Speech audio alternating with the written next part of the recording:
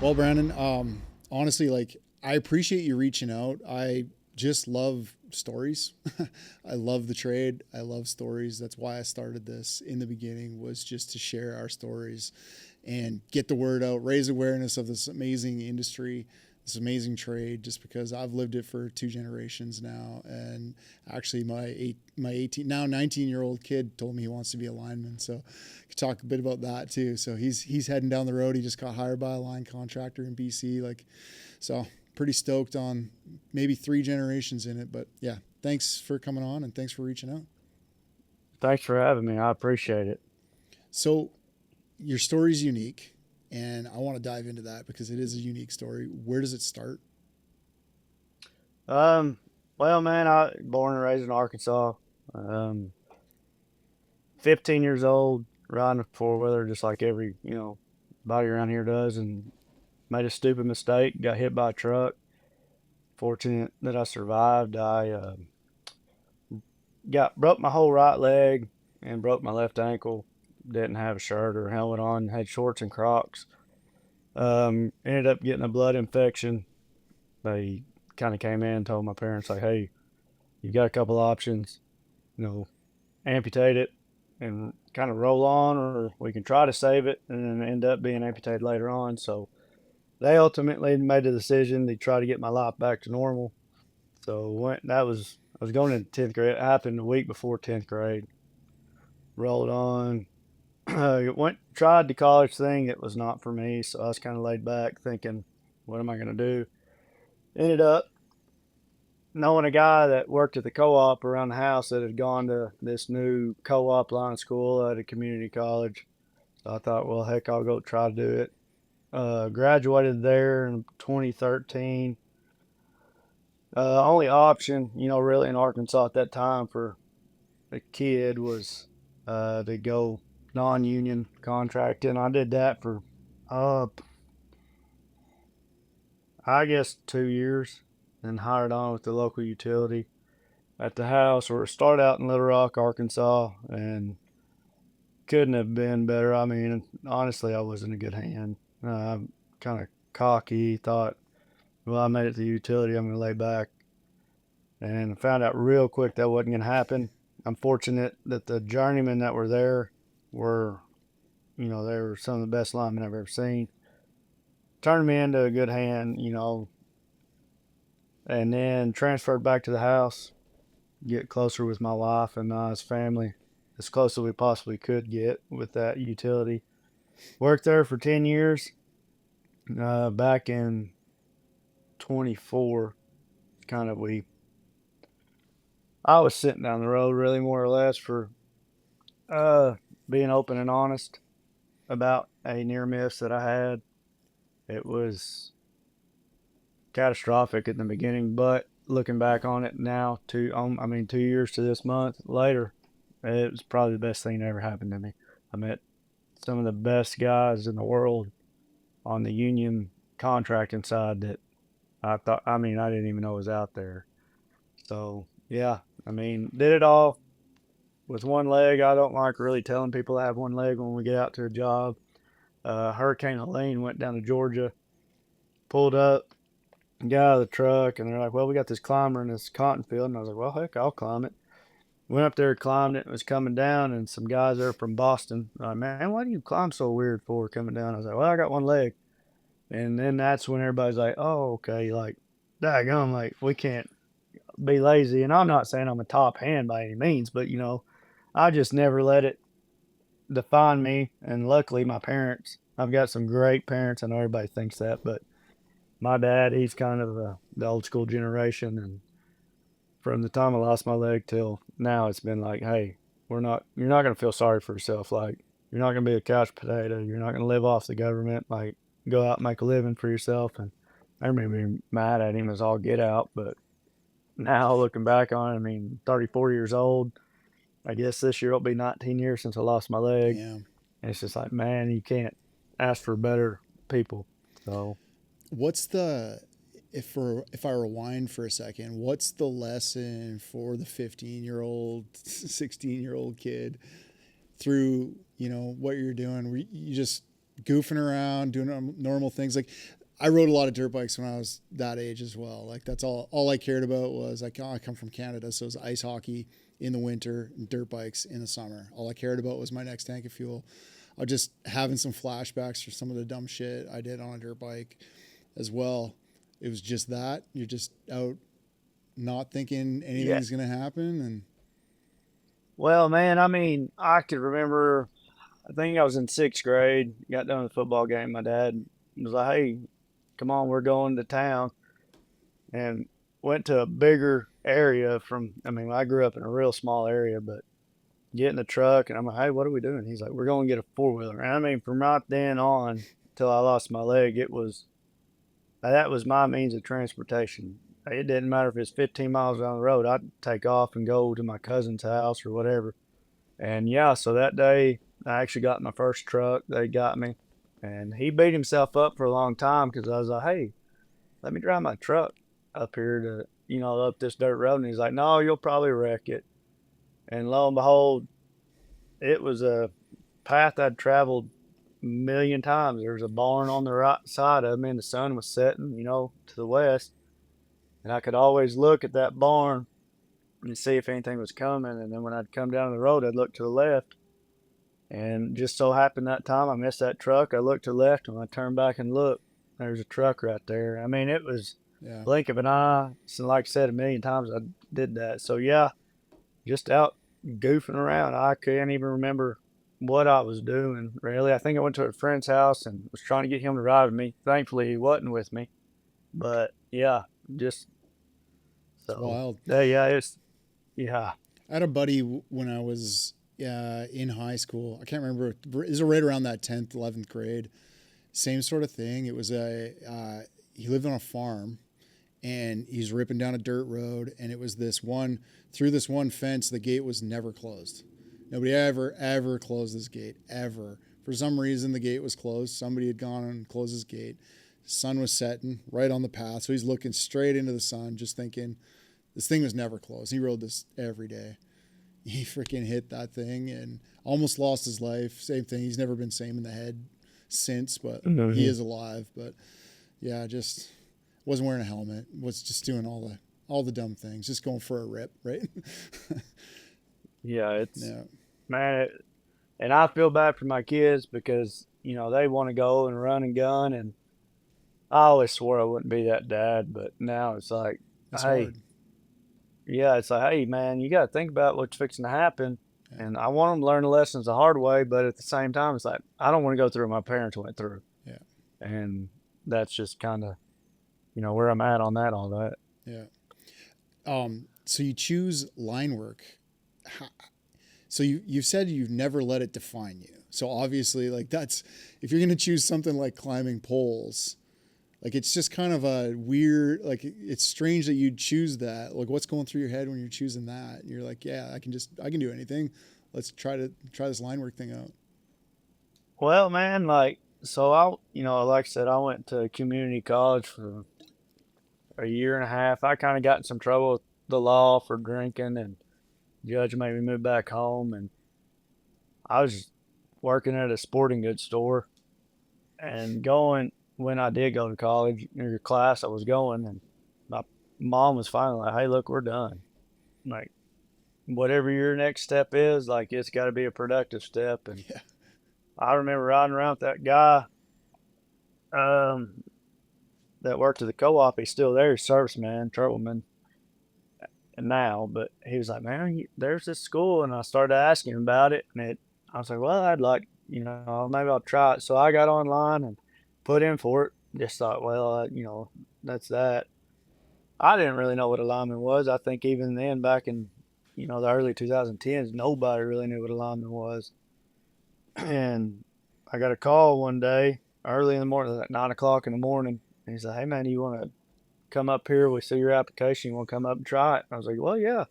A 3-hour trip. So I drove up there and got there. And he's sitting there kind of going over what all they do and telling me. And I was like, well, okay, yeah. He said, what the thing is, you got to climb a pole before we can, tell you if you're in or not. I was like, well, okay. But man, I've got one leg. And he kind of looked at me like, "What are you talking about?" So I got a prosthetic leg. He's like, "Oh, I don't know about that." I was like, "Well, I drove all this way. At least let me try it." And so that was kind of the very end of free climbing. But they had those yo-yos, that hook up to the top of the pole. So I got up there and they teach a telecom class during the summer. So I had the steps. So I started climbing up. And I remember when I got down, I was trying to act all tough. And he's like, "Well, you made it to the top. So I will be in touch." And I got in the truck and I couldn't even drive my truck with my hand up. Like I was having to hold my hands down on the steering wheel because I used my whole arms going up. And he called me. I was probably about 30 minutes down the road and said, "Hey, we're going to go ahead and let you come in." And he said, "Also, the cooperatives of Arkansas, they're hosting it." He's like, "The safety guy got word of about you. We're going to go ahead and he's going to sponsor your class or sponsor you to go through the school," which was amazing. Thankful. Still use the same belt and hooks that I got from there. But fast forward, went in August, and it just kind of one of those things that I said, "Well, I'm here and I don't have a second choice. Like, I can't go back to college. It wasn't for me." And I don't know how because I got in that party stage again, but ended up getting through it and hiring on with a contractor, and I remember hating life then. Like, Yeah. it wasn't what TikTok shows now that line work is. It was, you're getting treated pretty rough. But I made it through it. But yeah. Well, I think that's one of the things, one of the downfalls of social media and TikTok, and is it's portraying an image of our trade that isn't the everyday for everyone that does it. Like we're seeing these kids come into some of our schools at Quanta, whether it's like NLC or whether it's our Lazy Q line school, and they come in and then you'll see this drop off of people that just get there for like half a dozen days and they're like, "Fuck, this isn't for me.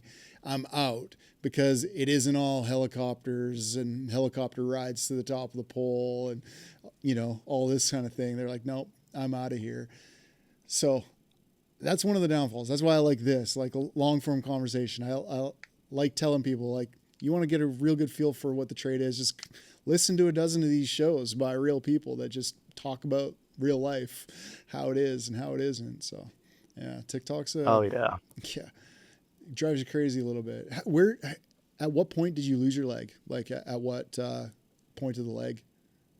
I'm Like, fortunate. I'm about 10 inches below the knee. So I still have okay. my knee. So And the hooks, like that was my question. Like the hooks, like the top part of the gaff or the top part of the hooks can clamp around a leg, or how does that work? it's what it's called is like a socket. So it's a fiberglass piece for Oh, essentially okay. my nub that goes down in there. And technology's come 1,000 miles. When I first got it, man, it was what went on my nub was a gel piece and it had a pin in it that clicked down into the leg. Well, to release it was a button, Okay. and that's right where your gaffs clamp onto your leg. And I was working when I first started, climbed the pole to make up a service.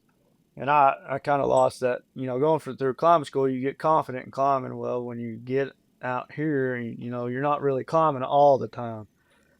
And I got up there and my leg, I guess it clipped on, that button got hit and my leg come off. So I'm on top of the pole and guy on the ground was like, "What do we do, buddy?" And I was like, "I don't know, man. Like, just send it up to me on the hand line." So he did. And I just reached down there and clipped it back on. And so I went to my doctor after that when I got back and I was like, "Hey, I need to be able to take this little button out and put it in. That way this doesn't happen again." But it's caused some problems sometimes, but That's kind of you got to see the dark humor in that kind oh yeah. of leg falls, yeah, especially if they don't know about it. That'd be hilarious. Hey, bud, Oh you want to yeah. send it? I've gotten a few people.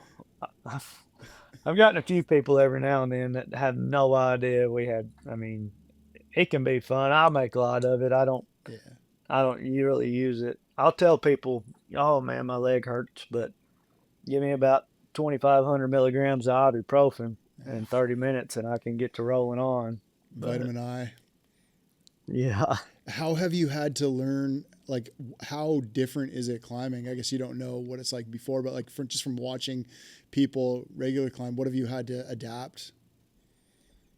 Well, I didn't really think about it till I hired on at Little Rock. And I don't know if you're familiar with Little Rock, but A little bit. they built the power lines and then built the houses around the power lines, kind of like Houston and, Gotcha. all that. But so I hadn't been really exposed to transferring over a bunch of phone drops and stuff like that. So the biggest thing for me is my ankle not being able to bend and my knees kind of constricted at some point as far as where I come down. Like, everybody will drop down 90 with their knee and just hook in and go. Well, my real leg, I'll drop down 90 and then I'll just come meet my fake foot. So Gotcha. that's where I climb different. But as far as climbing, I rely a lot on the buck squeeze. Like I'll push myself off of the pole and kind of hold myself steady on the pole to get over, whatever. It may take me a little bit to figure out, well, how am I going to get around this or whatever. But, the biggest thing I always hear is, well, at least your foot doesn't get tired. And I'm like, no, but my nub gets tired and that's pretty rough. So, Yeah, no kidding. but yeah, like I said, I'm fortunate that it happened before I got in line work, so I can't dwell on, well, this was so much easier before I lost my leg. Hmm. But Checking out your Instagram, it looks like you keep fairly fit and you're active and working out and things like that. Has that been a big part of your life as well? uh yeah, I don't not so much now after my second boy was born and schedule shifts, but yeah, at one point I was pretty highly ranked for CrossFit for the adaptive division. I've gone to Miami a couple times and competed and got ranked pretty high. I think the highest I got was like 11th in the United States Damn. and top 25 in the world. Um, but I definitely don't look like I used to. You know what I mean? It's priorities kind of shifted as far as I wanted to be with my family instead of For sure. working out all the time. But yeah, this side of the industry, it'll keep you fit. I mean, you don't really have to go work out if you work, your tail end off at work every day. Yeah. So, What was apprenticeship like? well, I came up as a utility. I mean, I did, like I said, 2 years contract and come in as a second year in Little Rock. I had to go do all the evaluations, and they put me mid second year. Well, the expectations of utility second year versus a contract in second year were a little different. So I kind of struggled with that. They kind of bumped me a little bit back because, like I said, I wasn't a great hand. I needed that tough love, but it was good. I mean, it was tough. I had some guys that I absolutely hated during it, Was it and because they weren't. expectations were higher or like, Yeah, I would say like they had their expectations of like, hey, we've shown you how to do this, or you've watched us do this, and it's not as fast paced as the contracting world. So if you're not doing your part to learn, they get aggravated really easily, and like I had one journeyman tell me, you can be, a crappy hand, but don't be the crappiest hand. You can be better than one guy on the crew. And so I kind of took that and ran with that. Well, then my expectations started raising pretty high for myself and for everybody around me. And that was because of those core, I guess there was 5 or 6 journeymen in that office that kind of shaped me to where I was. And then once I transferred to my hometown, I was in there with a bunch of mid 30-year-olds with all the journeymen. Everybody else was in our 20s, and we'd go out, we'd go drink and play around after we got done working or whatever. I walked in that other office, and I mean there was 2 guys that were within 10 years of me, and everybody else was like 5 years from retirement. So there wasn't that playing around, and they're old and grumpy. yeah, So their expectations were different. They're still high, but it was on doing the little things right. Like you better be in there and you better have coffee made before start time, and you didn't have that strength in numbers with a bunch of apprentices. I was the only apprentice for probably the first 3 or 4 months I was there. So the limelight was on me. I didn't have anybody to be better than Yeah. other than myself. But yeah, the apprenticeship was good. We go 2 weeks back down to Little Rock and have to do our training on if you're in underground, section of it, you would go 2 weeks down there and you had your OJT book you had to fill out. And you go to transformer banks. And so it was a good apprenticeship. I mean, it was a hard one, but Yeah. like I've heard, you got a really good friend that come up through Duke, and we got talking on Storm one time, and I was like, well, "What was y'all's test out thing like?" He's like, "We had to go in front of a board of so many guys, and you had to get interviewed, and then you had to go out there and perform like 3 days worth of tasks to get through." By the time I was getting ready to top out, I just had to take my switchman class, and you were going off the word from all your journeymen and senior linemen that had signed off in your OJT. And so when I thought it was hard, then you come find out there's a lot harder places out there Sure. than. Yeah. But What you said your parents were amazing. Like, what was the? How did you overcome like the mindset stuff back when you were 15 to like I deal with your new reality? I still haven't. Yeah. I mean, a lot of it. What really got me through was thinking, well, man, a year from now, you're gonna sit back and laugh at where you're at right now, and then 5 years from now, and then it started ticking along, and it come that 5 years, and I remember having that mindset. I was like, holy crap, it's been 5 years since I lost my leg, and then 10 years, 15 years. Um, I credit a lot of it to my wife. She kind of right before our oldest boy was born, like I wasn't right. PTSD is a real thing. I mean, you don't have to be in the military to get that, and man, that was just kind of blew up one day over some clothes on a hanger. And she sat me down. She was 8 months pregnant. She looked at me. She said, "We're not doing this. I will not raise our kid around this. You ain't gonna get help." And being a lineman, you got to be that tough, rough guy. So I was always like, I'm just gonna bottle it up. And when she kind of gave me that ultimatum, I went and got some help, got on a little bit of medication and stuff, which kind of eased me. And it was stress from work too. Couldn't learn to let it go. But it was finally when I was able to say, "Ah, man, it's all right to admit that you have PTSD, or it's all right to know that man, I got my butt chewed down in that right away for not doing something right. It ain't nobody's fault. It's my fault. I'll swallow my pride. I'll move on, and we'll get going." So, but yeah, my wife. I mean, my parents are great, but my wife honestly probably saved my life. However many years ago that was, but yeah. Do you recognize this in some of the other people that you work with and help them see it in themselves and move past it? Well, if we're being honest, the people that I've worked with have helped me more than I think I've ever helped anybody. Um, the guys at the utility that I worked with, you know, I was had probably 4 or 5 apprentices whenever I was a senior lineman, and every one of them taught me a lesson. I had one that was identical to how I was. They even called him Little Brandon, but he was better than me because he would tell me like, "Hey, look, dude, you gotta nut up. If you believe in something, nut up and tell them like, hey, stick to your guns. If you think you're right, be right." But yeah, I mean, this industry is hard. It's hard on people, but on this side, it's just like everybody's happy. I chased storms for the first year, and I always tell people storms are great because you're not forced to go on them. You want to go on them, and everybody's making, bukus of money.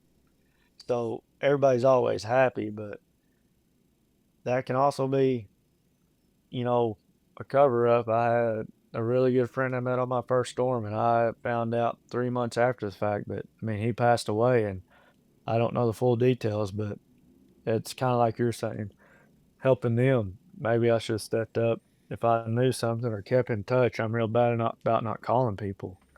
And I know that I've been there and needed somebody to call me just to check on me. But It's hard.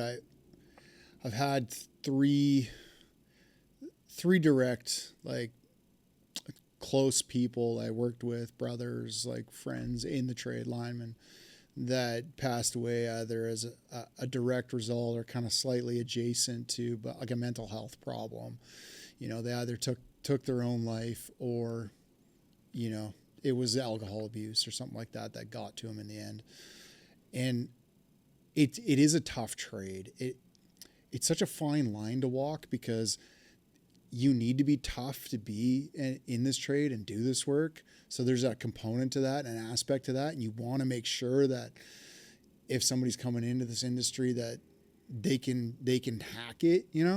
But then also it's like, okay, well, where's that line, and how do you make sure somebody's not taking it too far and starting to go down drugs and alcohol, and just like go towards a serious mental health problem that could turn into a mental illness and result in them taking their life or something like that. And it's hard. So yeah, I just like talking about it, because like I don't have answers, but I like asking people their stories and opinions on just their experiences, because there has been people that have listened to this, lots of people that have listened to this and reached out, like DM me or whatever, called, and just said, oh, that really helped me. That was like the thing I was dealing with. So yeah, I just like to chat about it. yeah. Oh, yeah. I mean, one time I first, like, real long call that I took on this side, this guy and I, the other journeyman, we just butted heads. I mean, it was two different ways of coming up where, like, I sit there, let's talk about what we're going to do. It doesn't have to be step for step, but like, hey, I'm going to go up there, I'll untie this. And you grab it with your jib, take it back. We'll change the pole top pin out. You bring it in, I'll tie it in. And he was the type, if he was getting up there, we'll plan it whenever I get up there, and we're gonna, you know, you can play catch up. And it was kind of the first time that I've been away from home for such a long time. Going to a small camper at the time. All I got was a little bitty, no slides, 22 foot, miserable. Dude, if anybody's listening, take some advice. Get the big camper because it pays off. But man, it get dark at 5 o'clock. It was dark when I woke up, and it just weighed on me. I was miserable, and it finally took enough courage in myself. I just walked up to the foreman and I was like, "Hey man, it's no knock on you. It's no knock on anybody else, but I can't do this," because it was carrying over.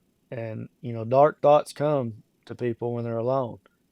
And so I left and I swore off long calls, and thankfully took one up northeast Arkansas and got around a bunch of good dudes from Kentucky out of 369, I think they are. Is where I mean, great dudes, and pulled up, and it was like, man, this is what I thought this was gonna be. Pulled my camper into where all their campers were, and it. After the first week, I called my wife. I was like, this is right. This is how it's supposed to be. Like, I didn't have to stay miserable because of my own downfalls when this is out here. So yeah, like, you got to be able to realize when you're getting down somewhere like that, and just follow your gut. Yeah.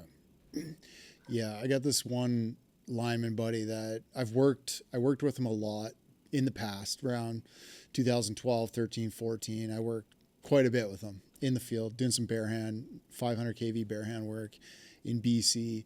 And just one of those like solid dudes you just always, I don't know, I just always wanted to be around. He was always that kind of guy that would help keep you accountable. He's super healthy, always going to the gym.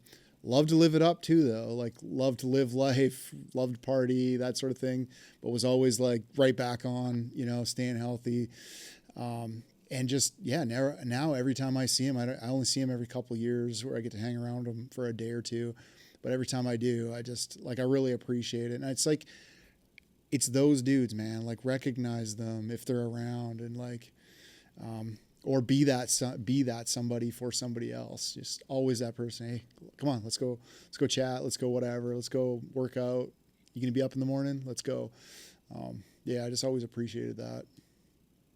Yeah, that's what I found out, on this side is, man, it's a bunch of good dudes. Every one of the guys that I've met in the short time I've been in here, you know, it's love you bye when I hang up the phone. Yeah, I mean, you never, and it's not a knock on the utility, but when you're around everybody all the time, it can be 7 days a week. You get lost, you get annoyed with those people, but like you work with a guy for 3 months, and then y'all become real tight for those 3 months, and you separate. He's, one of my best friends in this world. I met on Storm going to Houston for Hurricane Burl, and I mean we hit it off. Drove from Connecticut all the way down in different trucks and made it to Louisiana. Stopped Nate in Shreveport, but from like that point on, like I can call him. My wife will roll her eyes because she's like, "Well, here's 2 hours down the road. We'll talk to." We went out to Colorado on a job together. He flew into Fayetteville, Arkansas. I come up, picked him up, and we took off in the middle of the night, drove across Kansas. You yeah, know, just those good dudes like that that'll keep you accountable and that truly care about you, yeah, and they work hard just like majority of people do. It just life is better that way. You don't have to be miserable. yeah, You yeah. know. 100%.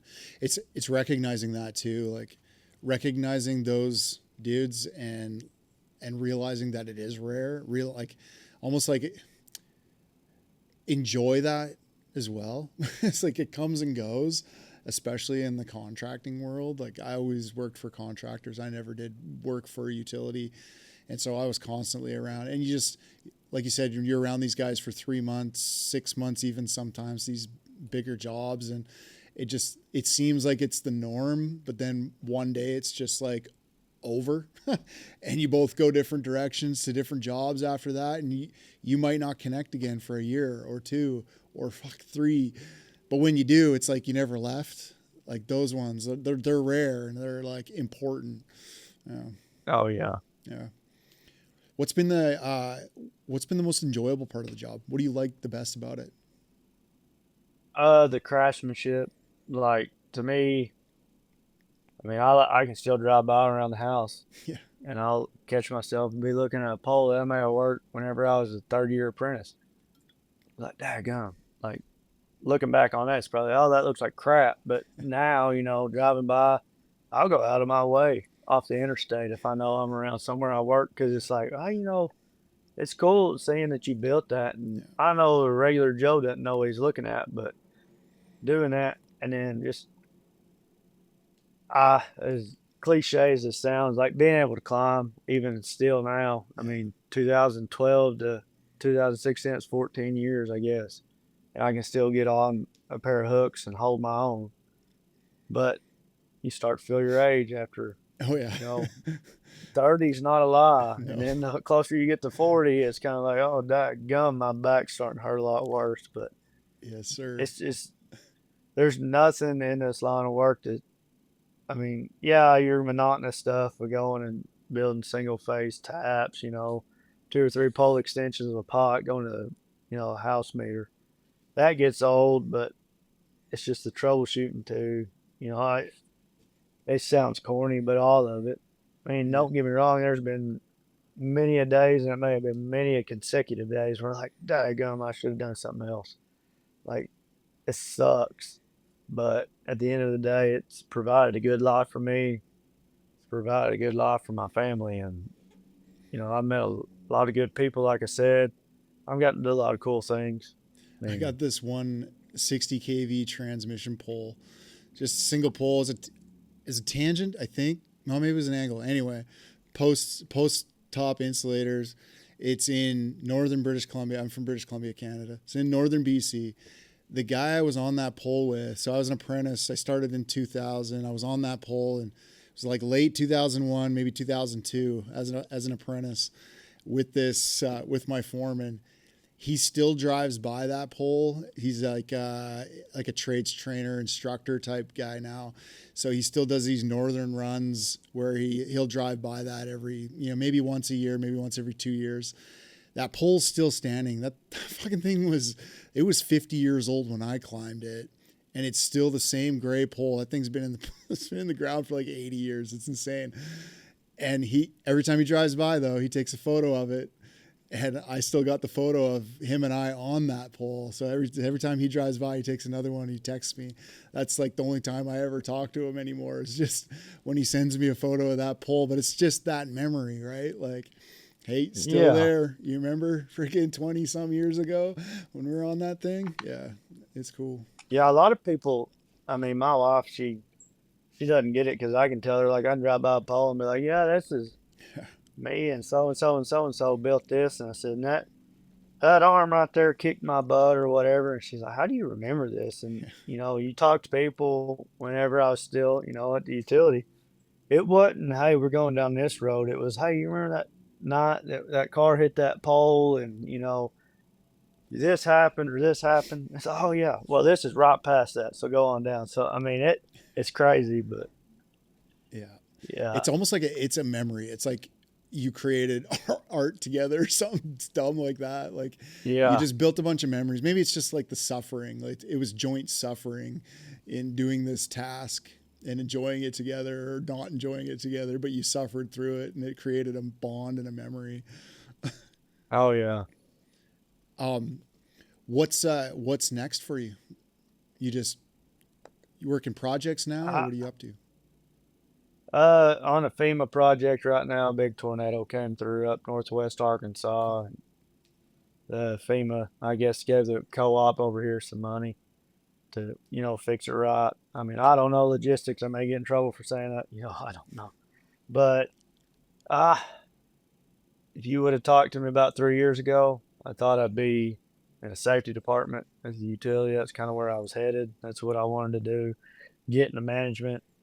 Um, Now, man, I kind of leaning towards I'd like to be an instructor or something somewhere. I mean, I miss the training, ground hands.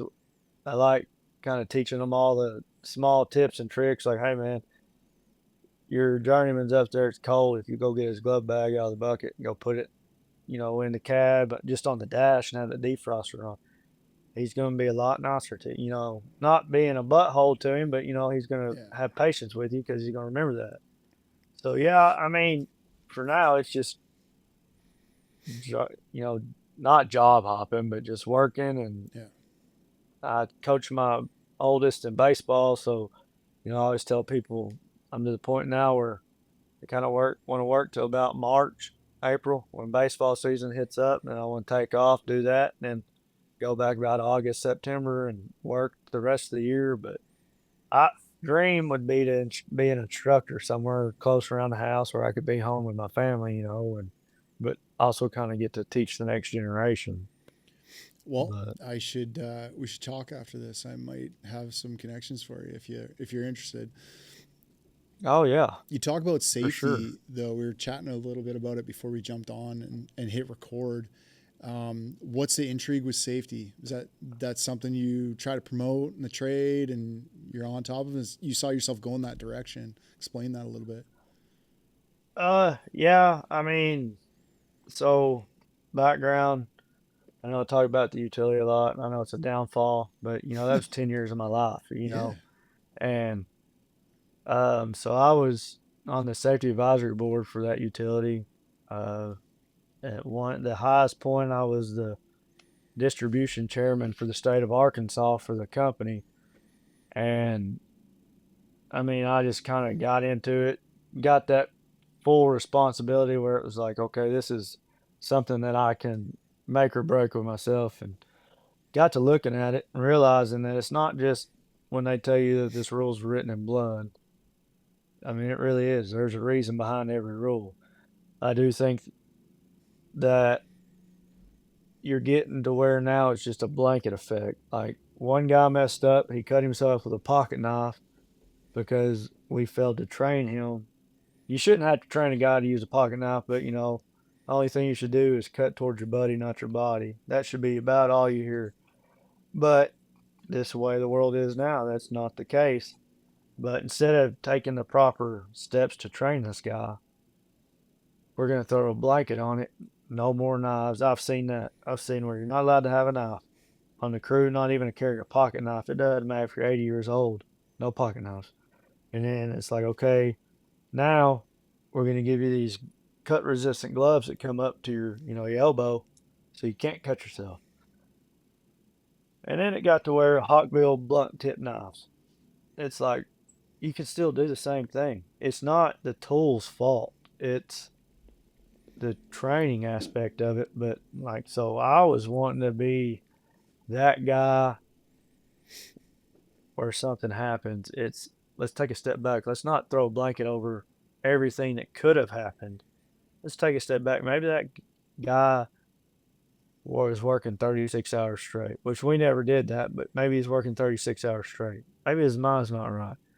Maybe if he would have had somebody run trouble with him that night when it's a big storm, maybe his buddy could have called him and like, hey man, hold up. Let's take a step back. So that was kind of where I was wanting to go with safety. I wasn't wanting to be that guy sitting in the background binoculars and trying to get you because, the common ideology is if you're in safety, you couldn't make it as a lineman. Everybody said that. Everybody thinks that. But I wanted to be that guy that's like, hey, that dude made it as a lineman. May not have been the greatest, but he made it. But he made that shift to safety to better the craft. Yeah. So yeah, that was. I think safety, like, they need to be part of the crew. We've been talking about this a lot within the organization. How come there's so many like safety guys and there's triple the amount of safety guys as there is trainers?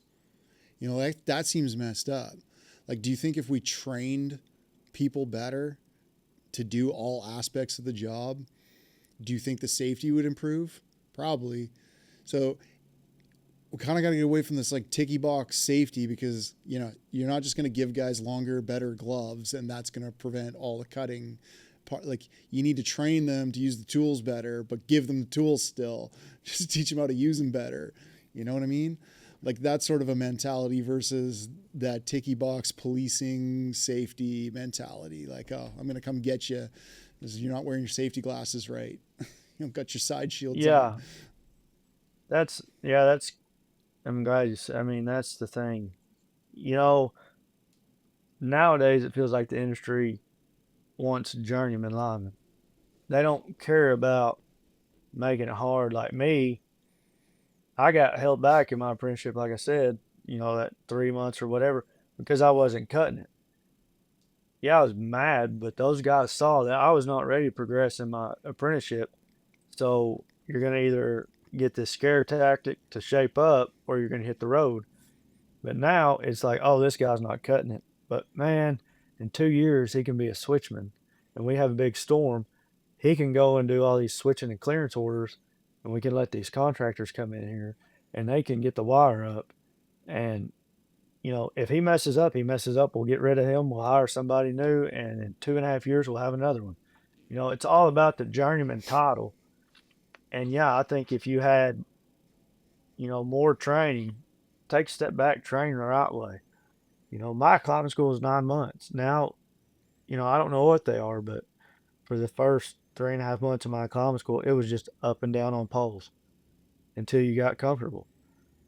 And I think we're trying to rush that title of a journeyman lineman instead of building quality journeyman linemen. And you And really with got to all that being watch, said, like, again, yeah, go ahead.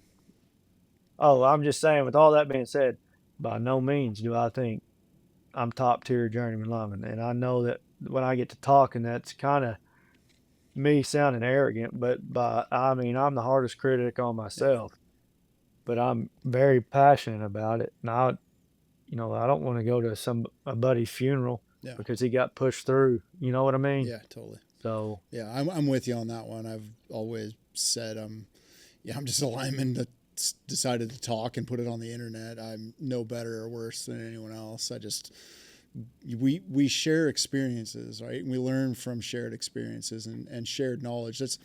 That's what's so cool about being a journeyman lineman. It's that journey part. It's like nobody just learned from the guy, that one guy they worked with back home that had never gone anywhere else. It's the journey part. It's like the fact that people from the East Coast have gone to work in the West and they taught them something and they mixed, and they bring it back over here and they teach the guy they come back home to and work, and then in the end we have this shared experience of knowledge to work off of.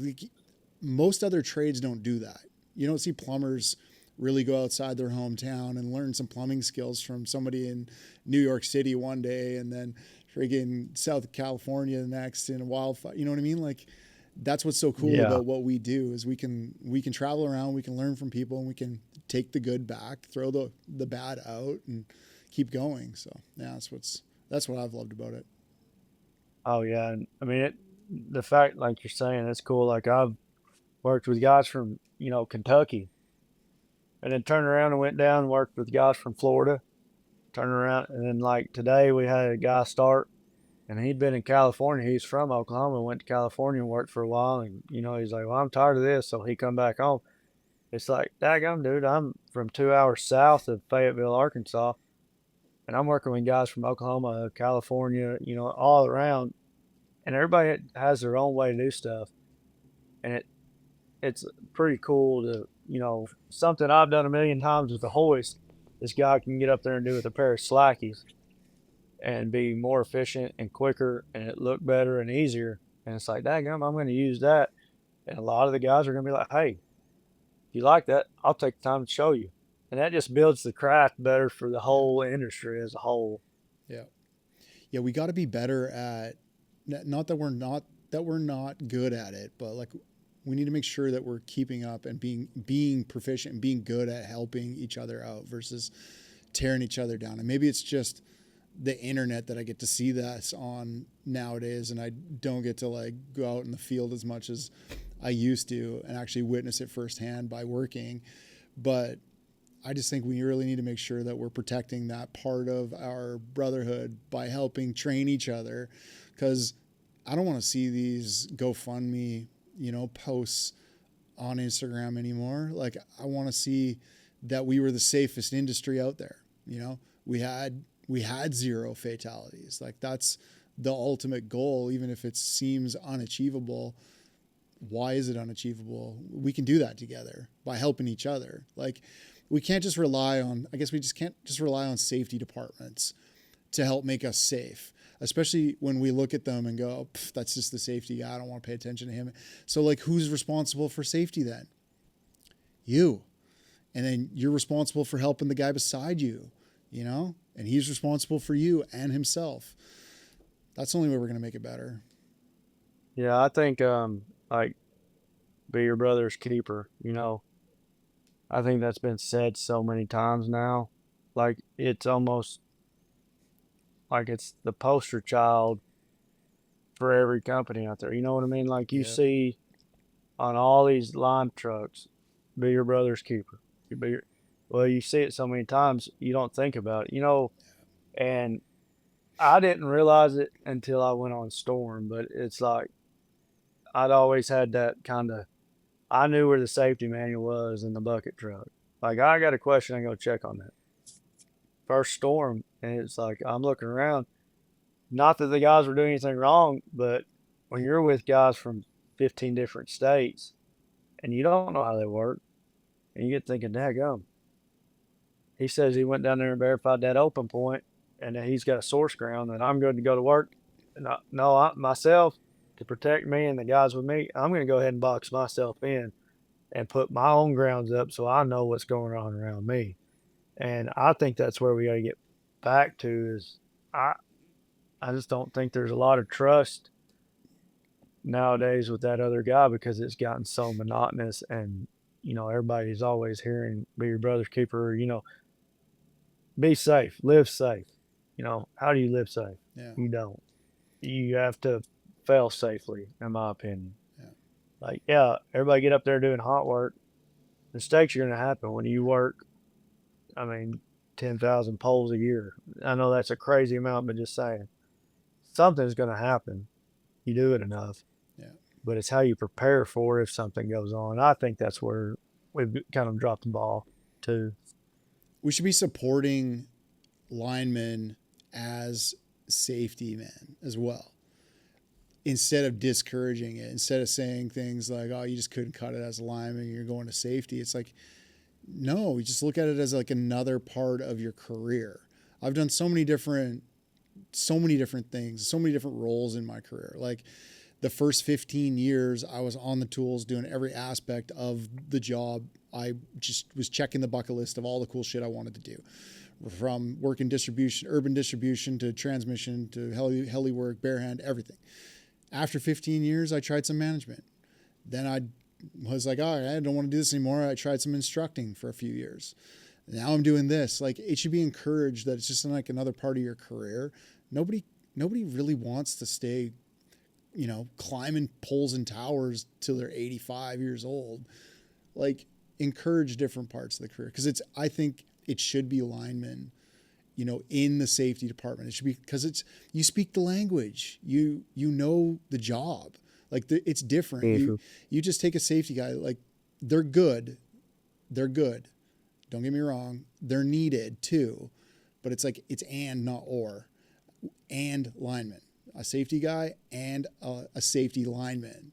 Somebody that knows the job, knows the language, can speak to the crews, like, can be that interpreter almost.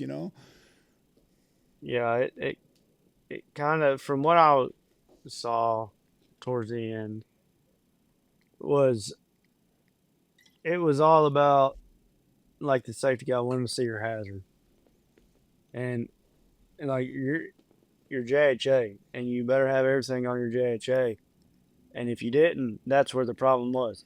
But whenever you went to roll on and start doing the job, they're leaving. Like, okay, yeah. Or if they sat there, you had everybody so nervous, like, what am I going to do? Are you going to cut my throat because, I didn't have this covered up the way you wanted to? Cover up to me is going to be completely different than cover up for you.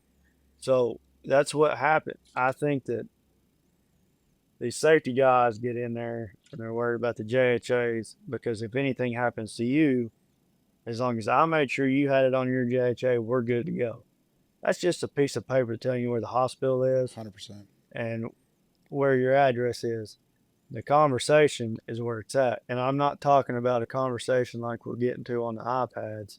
And it's like, because I'm not going to talk to you the way that I would if it was just you and me talking if I'm on that iPad. So people get nervous. That's the safety can't be about being nervous about getting cut throat. You make a mistake, it's no big deal. Tell me what happened. Tell me you learned from it. Be okay. Let's make sure you're okay first. Like, that's the ultimate thing. But people are so job scared because they're going to screw up in the safety's eyes. That's why nobody wants to be a safety person. That's why nobody wants to do anything. How many times have you had a safety guy pull up and your foreman's like, hey man, we're going to shut it down till this dude leaves. I don't care if we sit here all day. That's fine. That's your foreman looking out for you, because he might know how that safety dude is. Safety shouldn't be that. It should be, if I pull up to your job site and I'm a safety guy, you can sit up there in the bucket, flip me off like, hey man, what's up? We know each other. Give me the old hello and go back to working. When you boom down, hey, hell of a job, man. Like, good job. This is something that I saw that you might think about the next time. No big deal. But, and then roll on. It shouldn't be you see me coming and go to barking like a bird dog for everybody to shut down, boom down.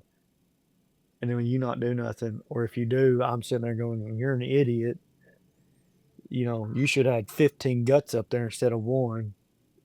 That's why safety, in my opinion, has a bad rep. Yeah.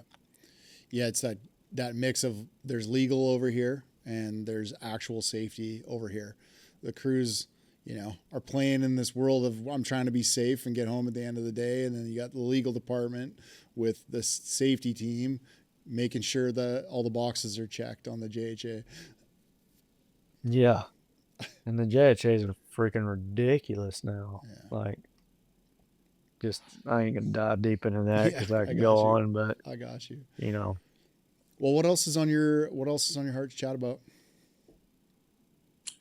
man, I like I said, I just appreciate you, hearing me out and stuff. I've kind of been following you for a while. Um, and I'm just normal every day. I don't have a social media following, like we talk about. You see my Instagram.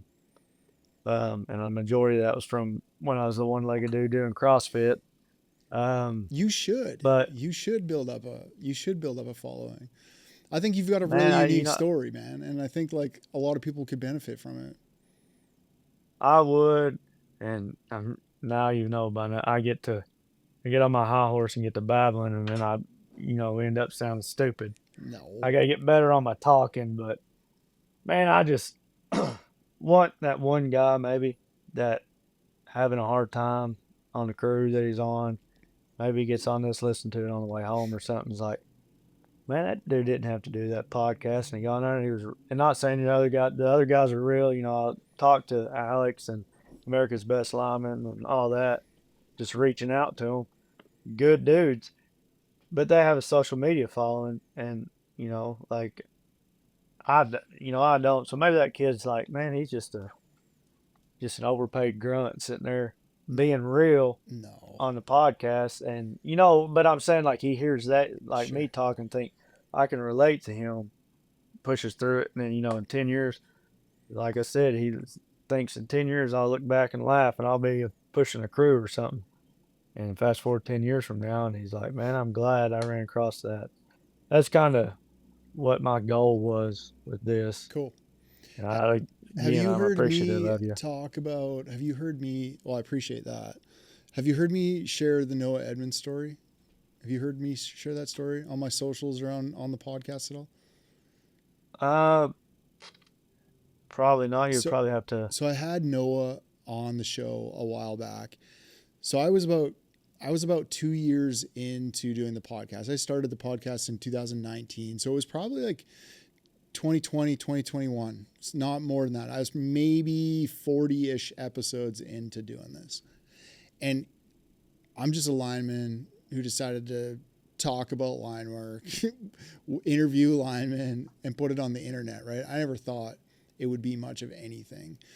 And it started to gain a little bit of traction. I could see some people like, oh, this is dope. It help some people find their way to the trade. But I got this random DM on Instagram one day from this guy named Noah Edmonds. He's like, hey, Ryan, I'm not on Instagram much. Like he didn't even have like he had a private account, I think, too. I'm not on Instagram much, but he's like, I found Powerline Podcasts, and I'm an Air Force veteran, and I've got a pretty cool story, I think, about how you helped save my life. I'd love to jump on the phone and tell you about it one day. So I was like, shit, yeah, absolutely. I was totally in support of helping vets, and he said he had a cool. So I gave him my phone number. We jumped on the phone, and he was like, he said, I did 2 tours to Afghanistan in the Air Force. He's like, second tour got pretty hairy. I ended up, with some severe PTSD and trauma, had to be medically discharged from the military. And that was the end. Like, I didn't know I'd lost my purpose. The military was I wasn't expecting to be discharged at that time. Extreme trauma. So he's trying to work through that PTSD and trauma. He's like, I didn't know what to do in the civilian world. So he's like, my uncle was selling his bread truck and his bread route. His uncle had a bread truck and a route. So he bought that. But he's like, Ryan, 8 hours a day as a vet with PTSD, sitting in a truck by yourself, just isn't good at all. He's like, so I was searching for things to listen to while you're driving around for 8 hours delivering bread. And I found Powerline Podcasts. And so I just started listening. And he's like, man, I was consuming every episode. I was just really into it. And he's like, but one day I was home alone, sitting on the edge of my bed with a gun in my hand, really contemplating whether to end it or not. And he's like, I kept thinking about 2 things. He's like, I had a baby on the way. So I was thinking about that. And I was going through that whole process of what that would be like, leaving my child, all that. And then the second thing I was thinking about I just kept hearing your fucking voice speaking passionately about this trade and sharing stories and talking passionately about it and just connecting the dots for vets, like how it's really, if you like being outside, working with your hands, camaraderie, brotherhood, all these things. And I was like, he's like, oh shit. I was like, maybe this is something I can do. So between those two things, he decided to like not end his life, thank God, and put the gun away and carried on. And he said it took 4-6 months or something like that before he found a co-op that would give him an apprenticeship. Got into his apprenticeship, but anyway, you fast forward 5 years now. He's wife, 4 kids. He's a lineman. The co-op actually, the old engineer, there's an older engineer that's ready to retire. So they are going to pay for him to go through engineering school and do this apprenticeship through the engineer there. So he's going to be an engineer. His whole life has changed just because some dumb lineman decided to just tell stories and put them on the internet, really. This guy found a new purpose and a way through that. So that's why I say, like, if you're ever thinking about doing it, just start doing it, because you absolutely don't know who's listening. I've had quite a few stories like that now, but they're just like, they're super powerful. And when people laugh at you and go, oh, who's going to listen to a podcast about line work? Well, Noah did. And, it helped him. So I'm going to keep doing it for guys like Noah. Yeah, man, that's awesome. Like that's awesome. And I mean, I'm not going to lie.